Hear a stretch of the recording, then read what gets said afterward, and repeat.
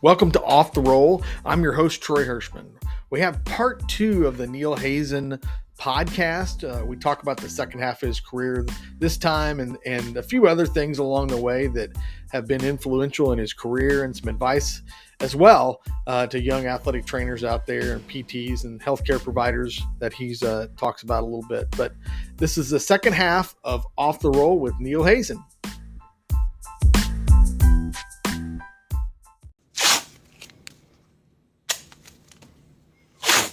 2006, something really significant happened. You have Tony Cox, that had been there for 23 years, decides to step away from his position for various reasons. We won't go into that, and go off to Henry County Sports Medicine. So you have a year that's kind of interesting, because let's talk a little bit about that 2006 basketball season. You had to come up with some creative stuff to get men's basketball covered with a very challenging situation. As I recall, we had 13 different athletic trainers, certified athletic trainers working with basketball through the course of that season. You know, it started with Tony and it ended up with you. Yeah. And in between, I covered part of it. We brought in one of our former students who was a graduate student, a GA up at Valparaiso on his break. He came down and covered, and then he actually had an internship. Before that though, we had Tomohiro. Yep. Yes. Another great, the smoking gun. Another great saga in Ball State athletic training history, without a doubt. I will not shag balls. I think that might have been Dave Jessup too. I think he had something in common. Probably the only thing in common. The only thing in common, yeah. But yeah, every one of our GAs, myself, I think everybody on our staff at one time helped cover. But that was the biggest hodgepodge and then you mess. I mean, I guess after that, everything seemed pretty easy. Then our former GA, Colin Lank, comes up with pork chop. Oh, yes. Yep. Brought him in from Indiana Wesleyan. Yeah, that's right. Yeah. Pork chop. And his nickname was Pork Chop because his first road trip, they have a team meal at La Follette, and basically he's trying to go through the line and grab food, and the only thing he could grab were 2 pork chops and a napkin, and then he goes off and sits in the head coach's seats on the bus, and that kicked it off for his basically month and a half of college men's basketball. And I'm not sure he even remembered a napkin. I don't think he had time, because he got over there late, and yeah, he had pork chop juice dripping all over the place. He was a mess. If people can talk about how they start off their healthcare career holding 2 pork chops, maybe with a napkin, maybe not, but pork chop juice running down his arm, sitting in the head coach's seat, who was an egotistical maniac, then hey, good for you. So. Yeah. So there were 13 athletic trainers working with that team, and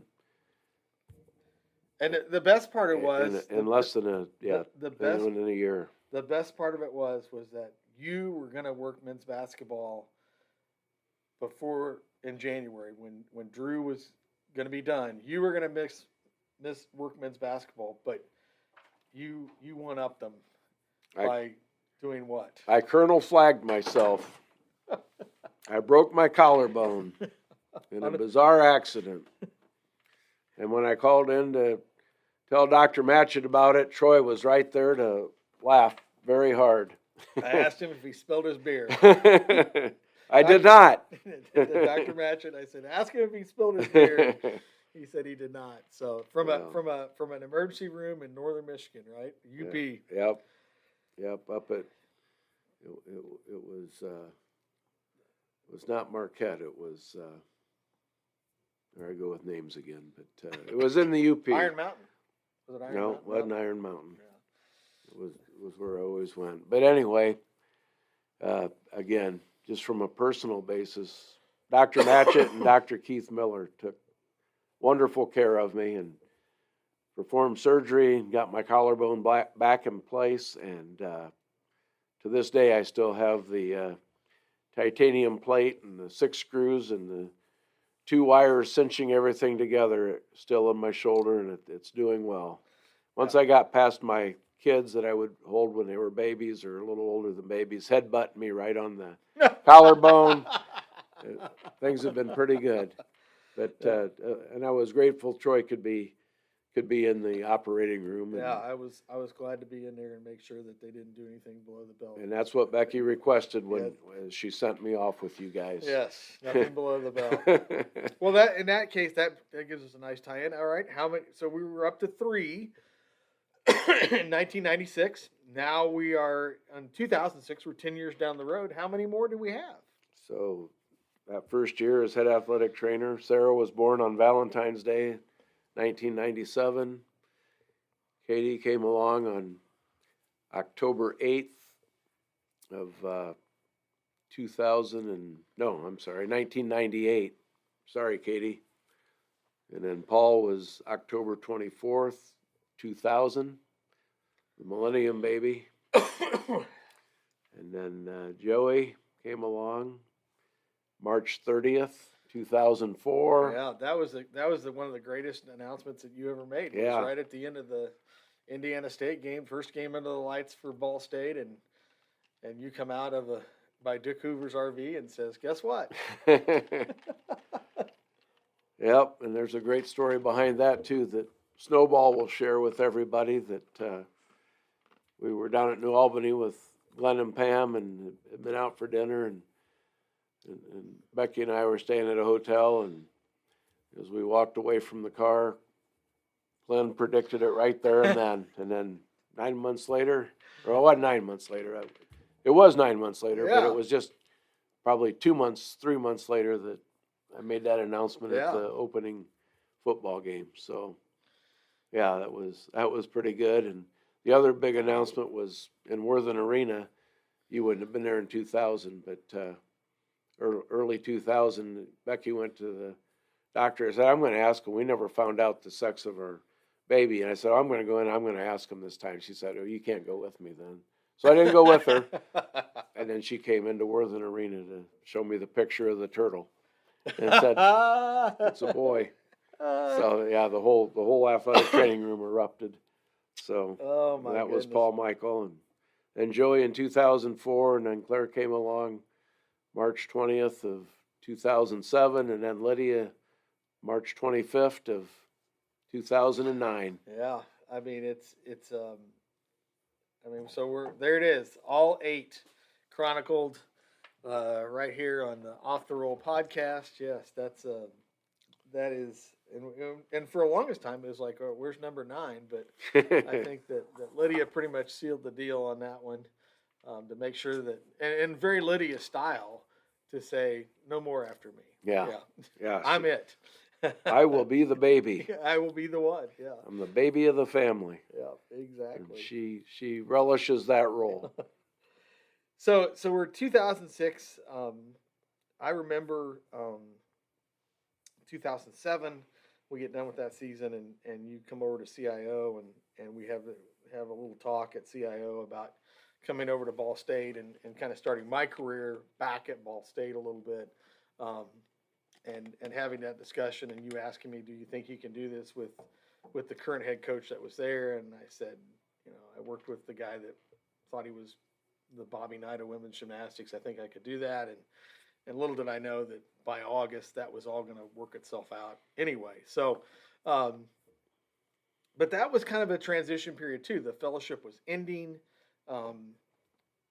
Dr. Matchett was kind of on the downhill of his career in the aspect of possibly setting up retirement and stuff at that point in time. I mean, there's a lot of transition that went through that point up until now, which has, again, been a huge transition point in Ball State athletic training with that in your career. But just some highlights from that 2007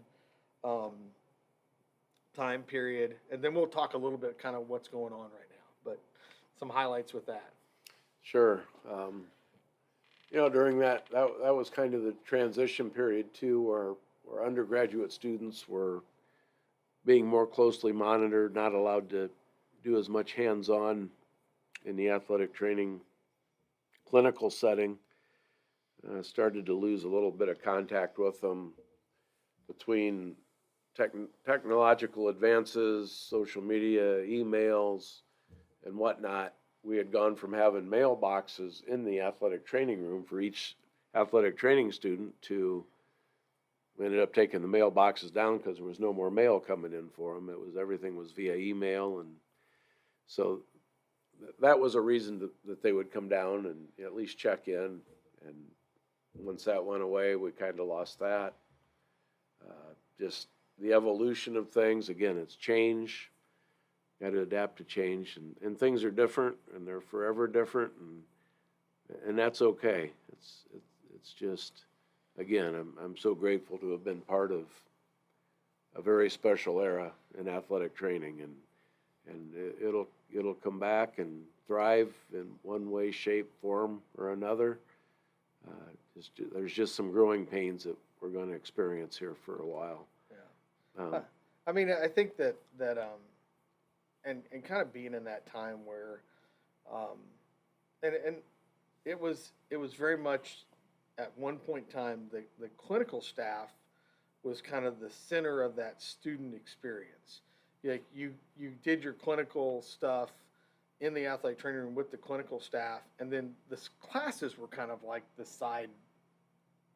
sidebar stuff. You know, you would go to class and you would do your classes and take your tests and stuff, but eventually you always wound your way back to the athletic training room, to your clinical folks. And then as clinical sites kind of moved off, some of the clinical sites moved off campus, and there was less and less contact with the on-campus athletic training staff. That's where I felt like it was kind of drifting away from that, good, bad, or the other. It was great that kids were getting other experiences, but you just did not have that interaction, that connection that you had with the students, like I had with you guys in that period. And to me, that was, excuse me, that was a hard pill to swallow, because I really missed that, and I still miss it today. I mean, I miss being able to mentor or have students that you can connect with and talk about athletic training, because a lot of times it was not just about what tests you were doing or how you were doing this rehab. It was like, how do I deal with an athlete that doesn't want to do their rehab? Or how do I deal with an athlete that's dealing with some mental health issues? That we didn't call it mental health issues back then, but excuse me, you guys as a staff were a great resource because you'd kind of been there and done that. And then not only connecting that, you guys were the gatekeepers or the introducing of the history and the people that were involved in the history of Ball State athletic training. It was you that excuse me, goodness, that introduced us to the Dick Hoovers. I mean, I already knew Jim Dickerson when I came here, kind of in a way, but you guys were the ones that made sure that we knew those people. And when that connect wasn't there, it was harder and harder to introduce people from Ball State to the students that were there already. Yeah, and you mentioned Jim Dickerson and Ron Sendries in that mix. He's back in Muncie to help share his experiences. I mean, a great educator and clinical athletic trainer at Ball State, and then up at Central Michigan, and just again grateful for him to be back in the area. We certainly miss JD and and Hoove. I mean, unfortunately, we're all aging. We start to lose some of us, and that's been difficult too. I mean, we certainly miss them a lot, and heartfelt condolences to their families. But you were mentioning the hard pill to swallow. I think I'm still trying to swallow that hard pill to swallow. I mean, I remember the days of I'd take some of our athletic training students to the coaches meeting. You talk about things that they can't replicate in class. I would take them to the head coaches or the coaches meeting, the staff meeting with football, and be with them. And we went over everything already, but I'd let them present the injury report to the coaching staff. And I was right there if there were questions and needed backup, but inevitably they were ready for it. I mean, I didn't take them till they were ready for it. Right. And there was not one time where I had to clarify anything. And some of them may have been a little bit easier day to do it, but they learned that. They were with me and could listen in when you're dealing with parents. I mean, you know, at college you wouldn't think you're dealing with parents, but anymore it's more and more. And I don't know, maybe now if they're signing their own contracts with the NIL stuff and everything else going on, maybe you don't deal with parents anymore, but I'm sure you do. Well, I mean, I think that any good athletic trainer, you have to have those people skills you have to deliver some bad news to some folks. Yeah. And that not only includes the student athlete or the athlete, but that is the parents too. And I just had to do that this week. I had a kid that is recovering from an ankle sprain, and we try to do return to play stuff with them. And that particular athlete's not ready to go back and play. And what do I have to do? I actually sent it in a text message, but I tried to lay it out there in this text message that, hey, I know you want your kid to come back and play, but you know, they're just not ready yet. And to be able to craft that, to communicate that, and I got just a simple thank you for taking care of them when I got back. But those are things that they're not taught in classes. Those are things that are learned in your experience, and it doesn't matter whether you're at a high school or a major Division I college or in a clinic. Maybe even at a situation where you're doing some industrial or kind of tactical athletic training, you still have to learn how to have those conversations. And I will say this, I have, in my experience and working with other athletic trainers in my career, you are one of the best examples of how to handle that, because I think that you always were very concerned about the person first and the athlete second. The athletic part of what that athlete was going through was that was just a part of who they really were. You were always seeking to find the person that was always behind all that. You know, even though they may have seen them identified themselves as just an athlete, you did a really good job of maybe pointing out to them that there's more to life than you just being a college athlete. Yeah, no, you know, so much of that stuff I really haven't dwelled on, but as you say that really is the case. I mean, and to be able to, you know, especially when they have maybe a potentially or a career-ending injury, that, you know, to just give them that encouragement that you know, this is part of the plan, and you know, it's going to lead you to where you're supposed to be and what you're going to do next. And one of my lines I always use, no matter what sport you do, there comes a time, even with golf, there comes a time you can't do it anymore. You're finished. Now, golf can be a lifetime sport, but there's, you know, if you live a full life and you get to the end of life issues, you're probably not golfing anymore. But that and swimming are two of the longer lasting sports I think people stay with or are able to do. But yeah, just to explain that to them, and you know, they don't necessarily want to hear that at the time, but it plants a seed at least and makes them start thinking, yeah, there's more to life than athletics. Right. We've you know, most people in our setting have done athletics at some level, or high school, a little bit of college, or all of college, and now you're doing this and helping the athletes to, you know, be able to perform at the top of their game and do the, you know, have as much functional recovery from injuries as possible, and hopefully it's full status, which is a lot different than what you may be doing if you're working in a hospital or dealing with home health or in a nursing home, where you're just trying to get people stronger so maybe they can walk even with an assistive device. Right.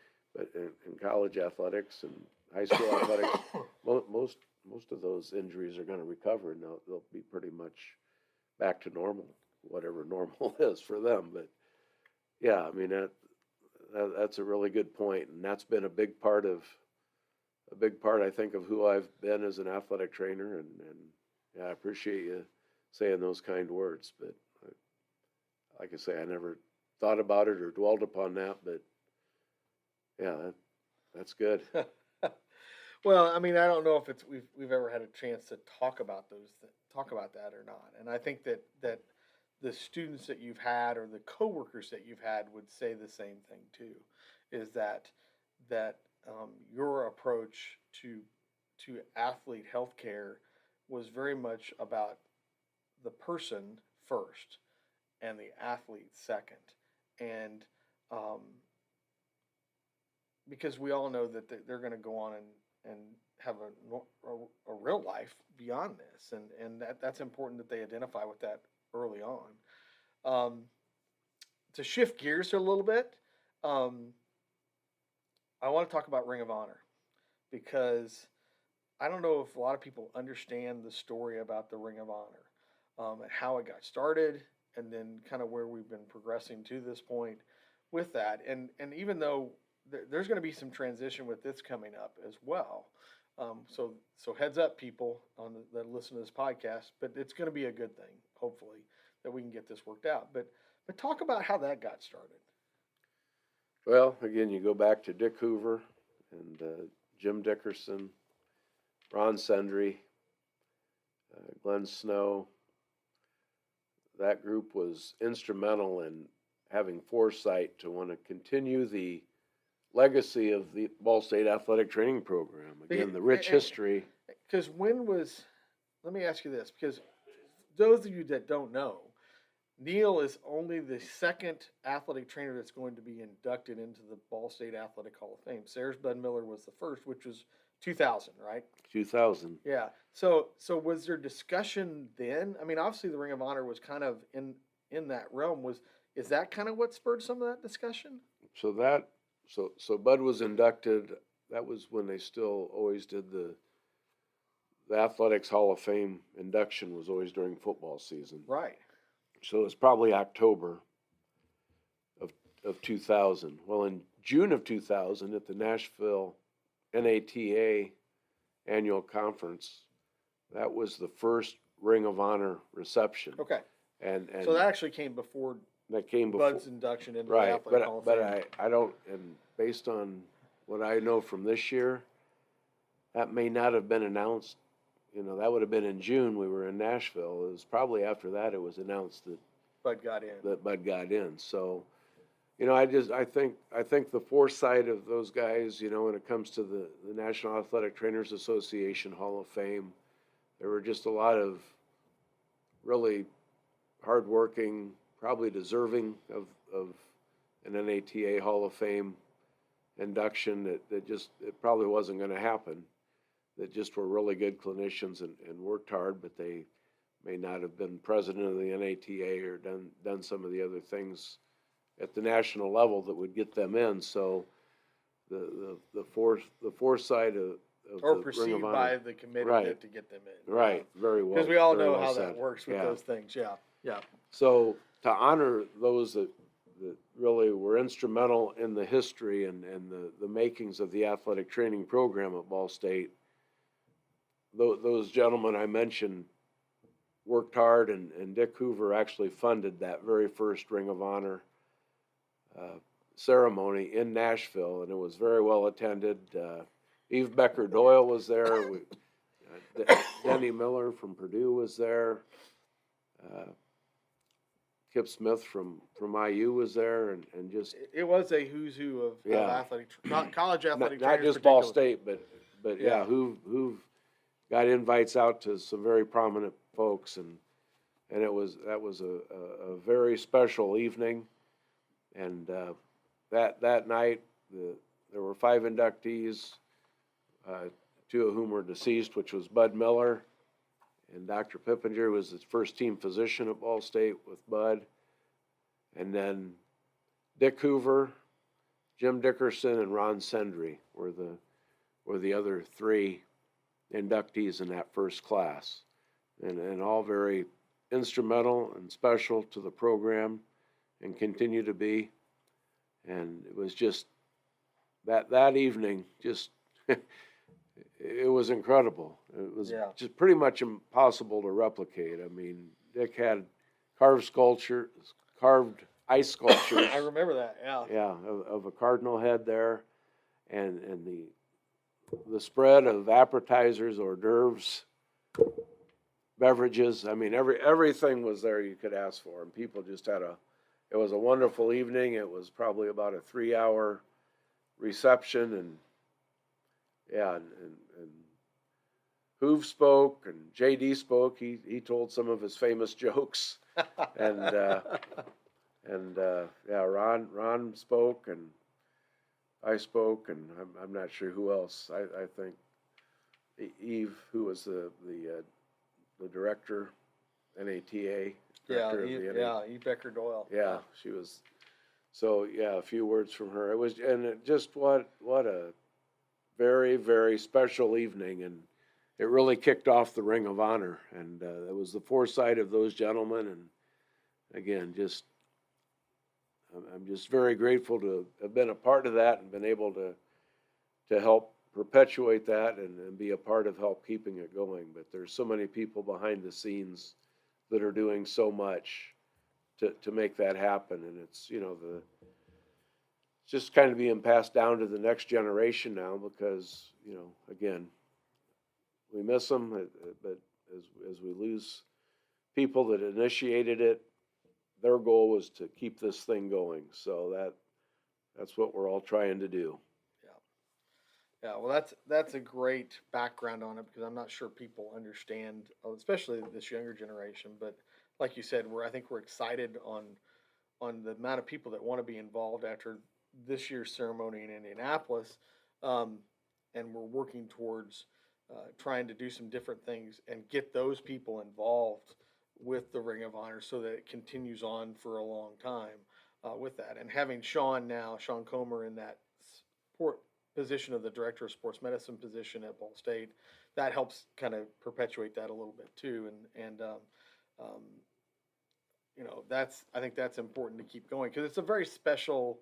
A lot of people don't understand. There's not a lot of programs that, if any at all, there's a few I think out there that have some type of Hall of Fame or whatever, but it's not like that. There's some purpose and meaning behind that. And if you get a chance to look at or see who's in the Ring of Honor, which hasn't been updated recently, it's a who's who of athletic training from that standpoint, and it's pretty important to recognize that. So I think that's that's important to note too. So now we're kind of, you know, we're up to this time where, you know, you're in this kind of this. We were just talking about this during the break. Is that you're kind of in this limbo position of you're still an employee of Ball State, but you're still trying to figure out what you're going to do and stuff. And you know, in your time to kind of reflect back a little bit, with not your experience and stuff now, what do you think you want to do to contribute to not only Ball State, but maybe some athlete training stuff, or maybe PT for that matter? No, and that's a great question, Troy. You know, this extended medical leave has been awkward, to say the least. Yeah. And I feel like I still have a lot of usefulness for both fields. I'd like to at least get back to doing some part-time things here as soon as possible, but I'm getting the energy back and the enthusiasm, but I have had a lot of time to dwell on just how blessed I've been over all these years, and to be where I've been, when I've been, and to be around the people I've been around, and just so much love and support from really everybody. It's just right. It's been incredible. It's been fun. I've told the story for the majority of my career.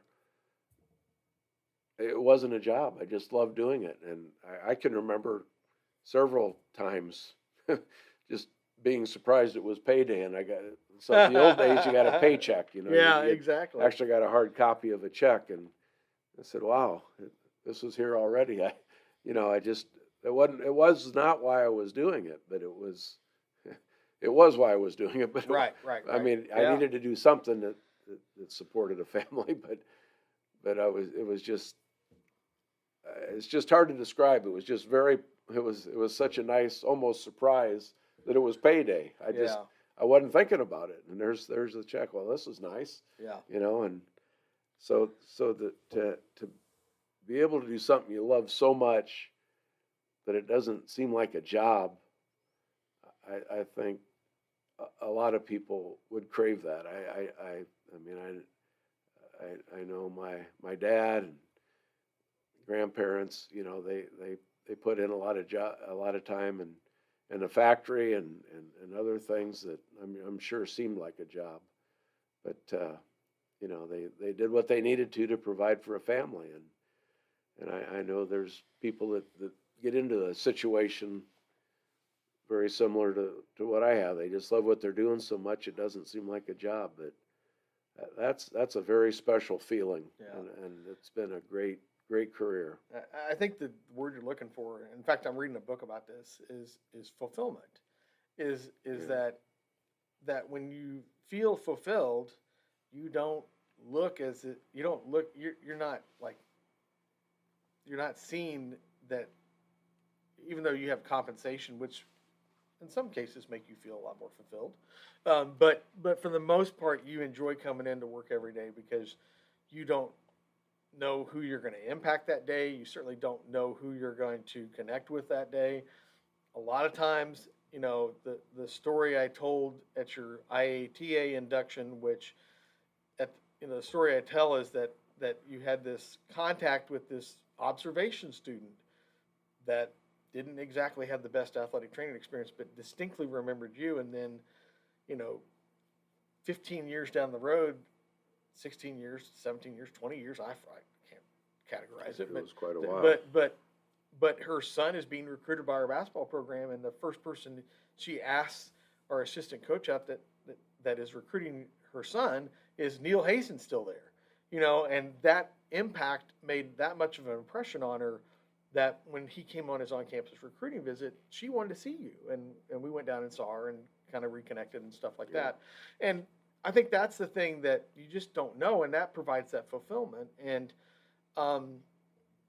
we sometimes, I think, as athletic trainers, we take that for granted because we come in, we do those types of things, we go home, we sacrifice our family time. With that, we desperately want to.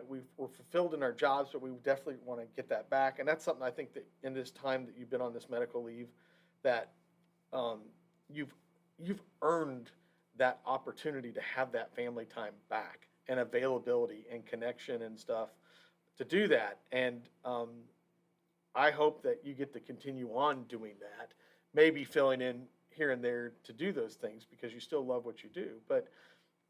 I know that I have and reconnected with that, and you feel like it's been an awesome time to do that. But fulfillment is something that I think a lot of people don't necessarily take into account when it comes into what you're really looking for. Some people want to look for paychecks or titles or maybe they're quoted in papers or whatever. I mean, that was always a nice part of the job, but it wasn't why I came into work every day, and I don't think it's why you came into work every day. My job title never changed in 27 years of head athletic trainer. It's always been that title. So yeah, and I think that's it. And hopefully now you're seeing a little bit of that come back with this induction into the Athletic Hall of Fame. And by the way, folks, you don't know this, but Neal was basically the first ballot unanimous decision to be inducted into the Ball State Athletic Hall of Fame, which is a big deal because there's a lot of people that get nominated that there's a lot of debate on whether they should go in or not, and it wasn't that case with Neal, and that's what we were shared with that. So I think that's a big deal to know that as well. But and so. As we kind of get into the philosophical portion of the podcast with this, but But what, looking back, 34 years, bang, that's a long time to kind of sort through and file through, and especially when you have a little bit of brain fog from post-COVID. Uh, you throw that in there, it's a little bit harder, but Makes it more interesting. but in that time, what do you feel like, if you had to say, I'm going to hang my hat on this, what do you think the most influential, the most impactful thing that you brought to the table when you were at Ball State?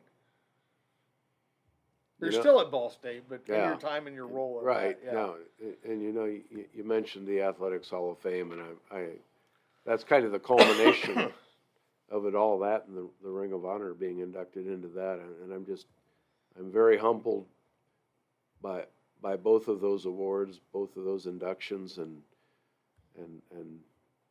really it caught me off guard to be inducted into the Athletics Hall of Fame, because it's just not typically something that happens for athletic trainers, and just very appreciative of the committee and all my friends and loved ones that have helped promote me to be able to do that, because it's because of everyone I've worked with it's made my career so fulfilling, as you said, and everyone supporting me. My family's been incredible for all the time I've missed with them. You got to have a spouse that's understanding and loving, and again, just so blessed and so grateful for all these times. But as I look back on the career, some highlights, certainly Bruce Rueter recommending and telling me I needed to give Rex a call, and that would be a good opportunity for me, and I did. And Rex and Tony just providing me with an opportunity that, they were so good to me at a time when I really wasn't I wasn't anything, and for them to make me feel important and make me feel like, hey, you're ready for this, and come aboard, and they took me under their care, and they helped make me what I am today. And good, bad, and indifferent, I guess. But such a special opportunity, and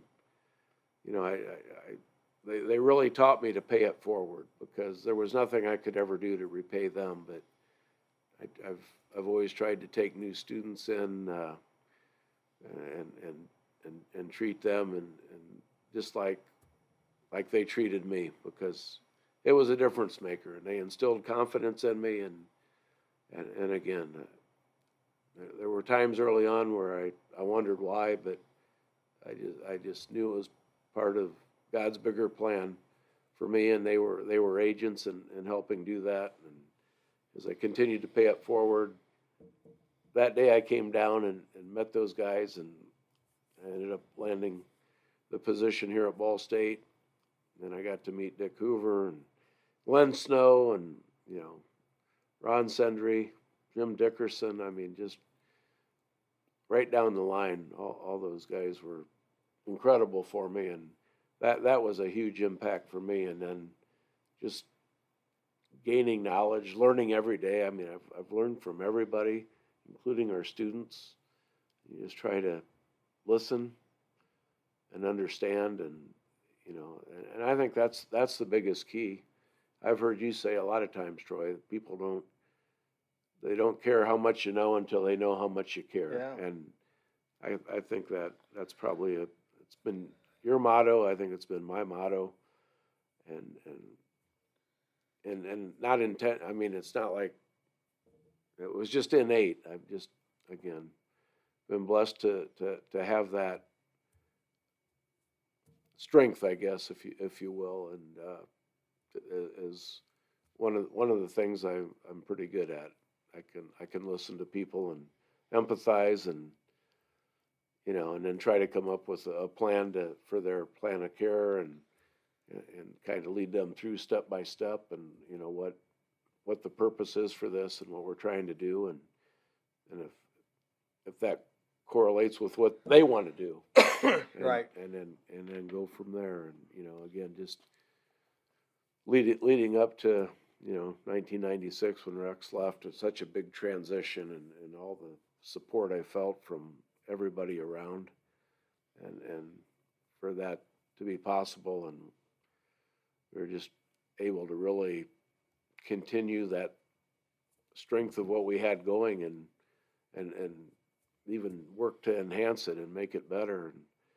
And I think we did that for several years, and very grateful for that opportunity and being there at that time again, and all those students that went through. And we were talking about what we can do for the students. Sorry, I'm opening up a little more bourbon as we're going through, just a little bit more. There we go. But we talked some of the things they can't get in the classroom. They gave reports to coaches. They injury reports to coaches. They were involved in discussions with parents. They're involved with physician visits. We'd go into the exam room and talk to the doctors or go to the clinic. We'd kind of go in and lay the groundwork because the groundwork for where this athlete is and where they've been and what's going on, stuff that, because we're with them every day, we know, but the doctor doesn't know that. So by giving them that background, it helps them to give a better diagnosis, better treatment plan, better understanding of what's going on, and just being able to help show some of those angles to the students, the athletic training students over the years has been very special. Well, I can tell you this too, and you're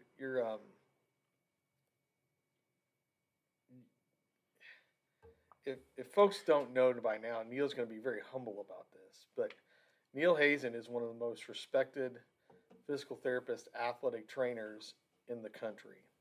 He belongs to a group called the Bandits, which is former head athletic trainers or current head athletic trainers at the Division I level, and this is Power 5 schools. This is schools that have renowned sports medicine staffs that he's in constant communication with this group.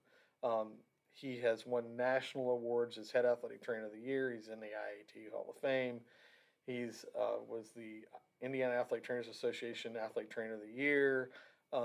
Numerous awards and stuff. And people don't get those awards unless they make a really positive impact on the people that they're working with. And I think that's the thing that says a lot for your career, even though you're still going to continue on and doing some things with that.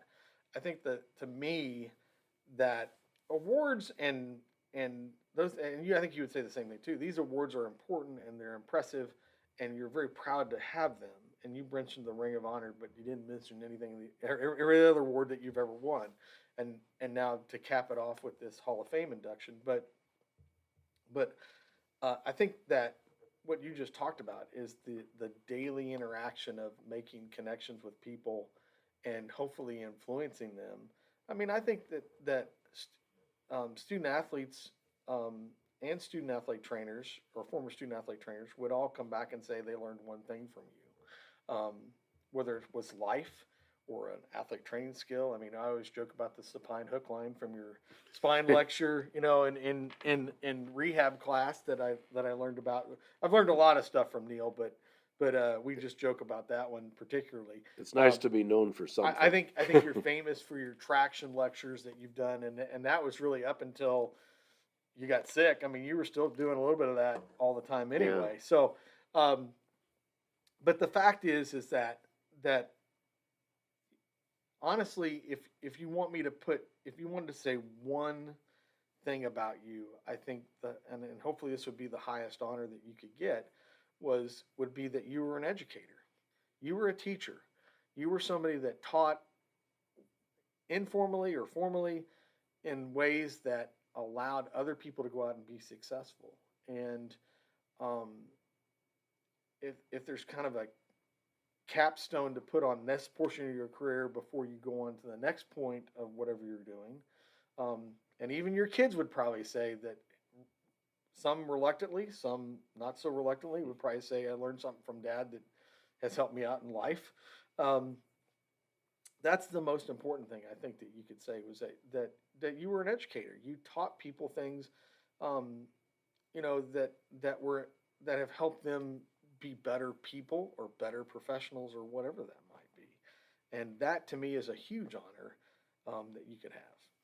No, that's very kind, Troy, and it is a huge honor to just hear those accolades from you. And, again, you've been such a big part of my career as well. And a lot of those awards I've won, I thank Troy for nominating me. He's gone to a lot of work to put together things, and in spite of me, he's found my resumes and has done a lot of help by family members too.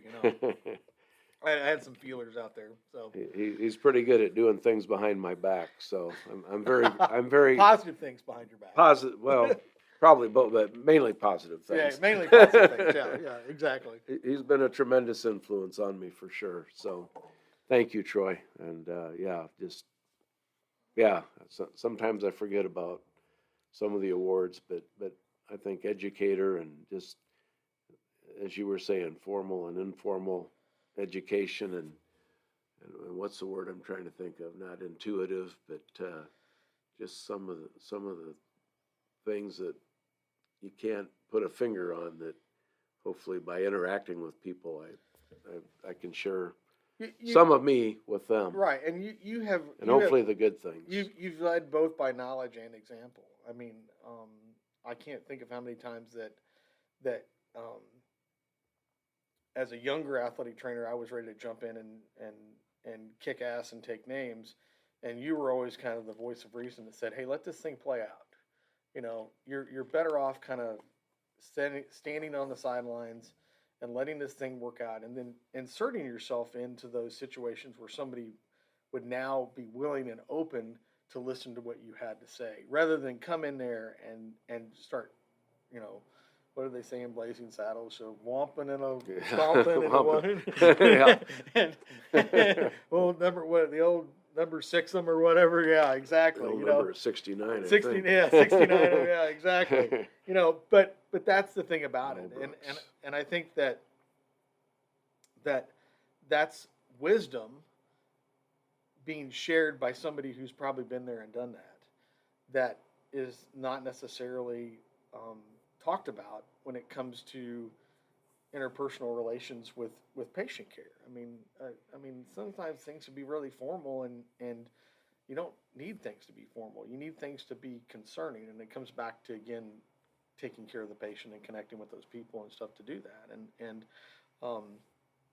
you were always very good about being that example. Now, you had your moments, I'm sure, that there were things that, you've stepped in or lost it or what. We've all been there, but you were always still a good example for that. And I think a lot of people, if you talk to them, would say those things, that this is what I learned from Neal. And I learned that it's okay to wait a little bit. It's okay to be patient and when that person's ready to have some help, I'm going to be available to them. And I think that's the thing. And I can't say enough about, just outside of athletic training, the advice you've given me as a parent. Certainly the baby sensei is a good title for you. With all 3 of my kids, you had a knack about how to put them to sleep or rock them a little bit or something like that, or get them to stop crying or something like that, because you had a lot of experience with that too. And I think that's the thing too, that when you have a good example of, like, this is your life at work and this is your life at home, how to kind of have that example of how to balance that, particularly as an athlete trainer, healthcare provider. It's hard. Sometimes it's hard to leave stuff at work and then come home. And you always seem to find a way to, even though I know it was hard for you, particularly during COVID, to separate those two, mostly because you weren't allowed to, but for the most part, you were still a good example of trying to how to do that. Well, again, thank you, Troy. And, you know, you had mentioned I did have times I lost it, you know, not proud moments, but I guess as I look back on them, I would hope and pray that people that witnessed those times would just realize that I'm human too, you know. Yeah. I mean, we all have those times, and, you know, we're not proud of them. It's not right, but we're human, and, you know, we need to be forgiven and you know, and move on. But hopefully people take it for that and understand that, you know, we all have our times when we lose it. And I don't think I had a whole lot of those, but I had some. Yeah. But, and again, not moments I'm necessarily proud of, but again, there's something to be learned, I think, from every situation. And I know I learned from them.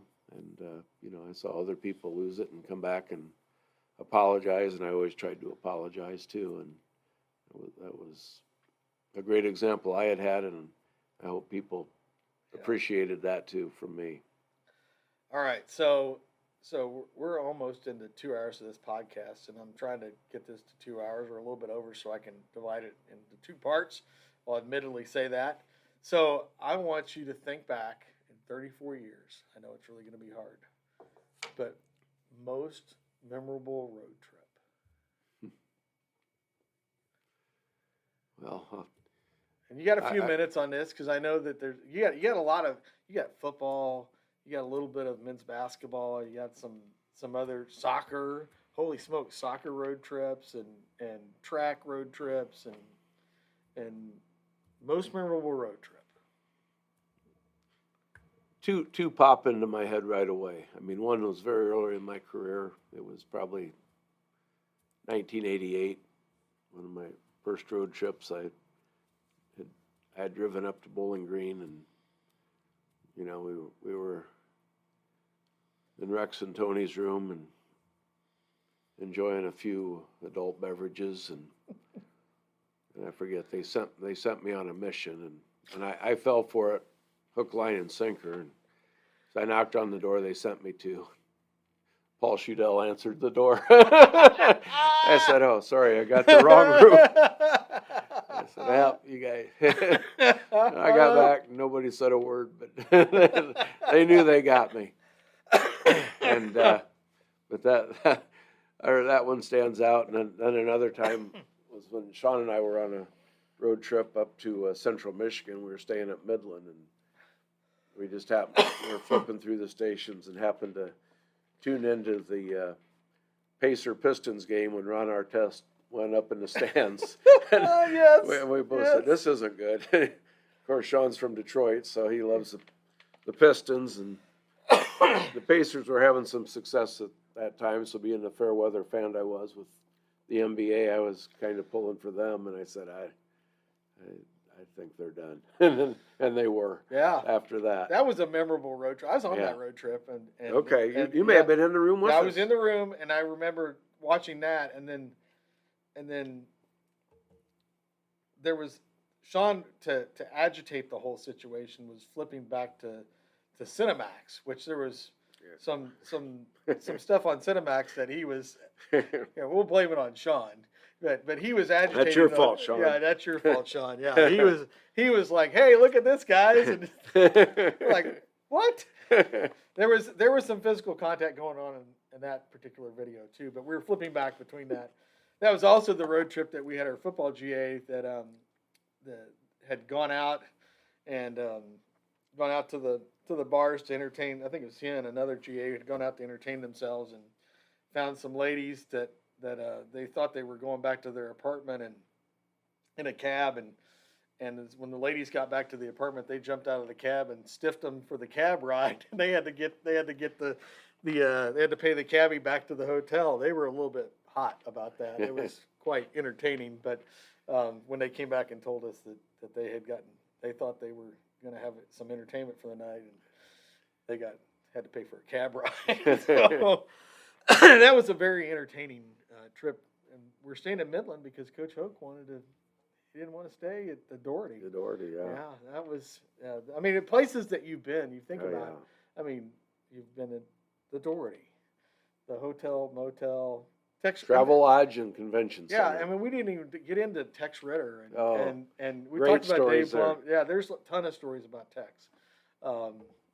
We learned a lot from Tex. He was so good. I mean, he was so great at his job, the ultimate professional. He ran a tight ship, but things were good. Yeah, And he took good care of us too. And I'd go down and have coffee with him almost every morning, and we'd spend 10 to 20, 30 minutes if we had it. It just depended what was going on in the athletic training room and in the equipment room. And we had some great discussions, and just a really good friend. Yes. Yeah. No, Tex was. It would be interesting to have a podcast with Tex. I think it would be about 20 minutes, but it would still be good. You might have to bleep some things out. Yeah. I don't know. It's a podcast. I don't worry about that. I don't put explicit language on my podcast because, I mean, I had Coddington on. I got through that one okay. Yeah. So, but I think that's the thing. If you think about your career and the people that you've gotten to know, the variation of characters, if I can say that. I mean, just we've had a lot. We've had a lot of people that are great people, but have some personalities that are a little bit over the top with that, and we've mentioned them on this podcast today, but for the most part, I think you would agree with this. You wouldn't trade those experiences or those relationships and the people you've gotten to know, and you'll have more time to reflect over this. But it's really the one thing that kind of, you talked about, not realizing that, hey, I'm getting paid, but those relationships really what made it be a part of that. So, but anyway, I think we've hit 2:01. So I think we're good on ending this right now, but anything else you want to say? I'll be back. There we go. He'll be back. We'll have some more stuff coming up. Hopefully another opportunity to maybe connect with have some other guests on the podcast. Neal's been a guest on the podcast, guest host for a couple of times, so I'm planning on having him since he's got a little more time now, right, to do that. So that'd be great. But we've gone off the roll with Neal Hazen.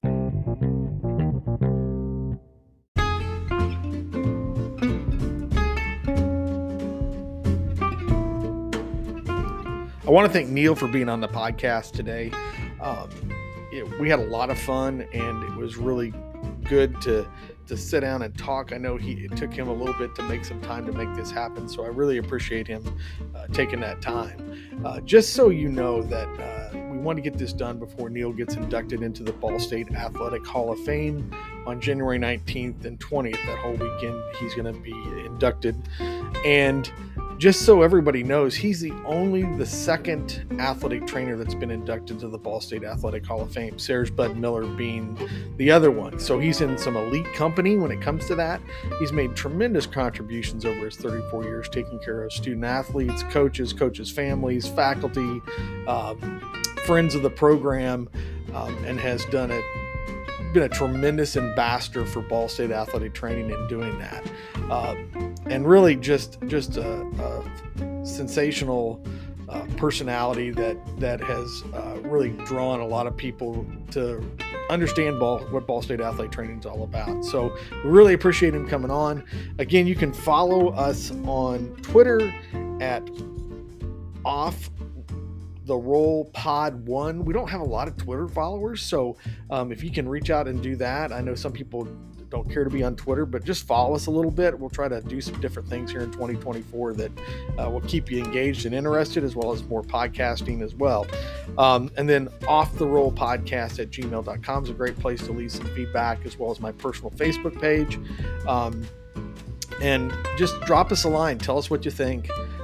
We want to do some unique things this year with the podcast, and hopefully not as long as we had to wait for Neal to get this down and scheduled. So hope everybody have a great 2024, and we'll look forward to seeing you out there in the future.